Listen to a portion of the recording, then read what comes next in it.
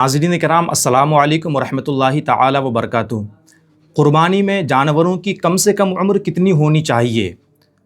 تو علماء کرام فرماتے ہیں کہ جانوروں کی 3 قسمیں ہیں۔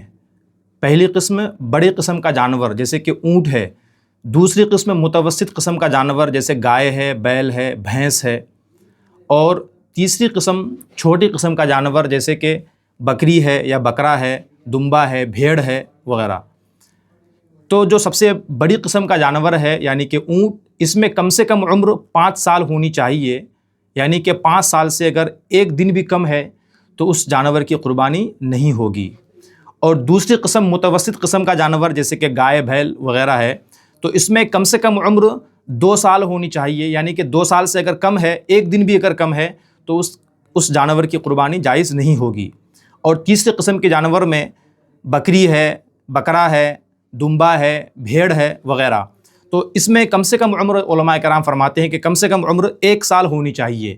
ہاں، اس میں یہ ہے کہ اگر کوئی دمبا یا بھیڑ کا بچہ 6 مہینے کا ہے لیکن وہ دور سے دیکھنے میں 1 سال کا معلوم ہو رہا ہے تو اگر اس کی قربانی کریں گے تو قربانی ہو جائے گی۔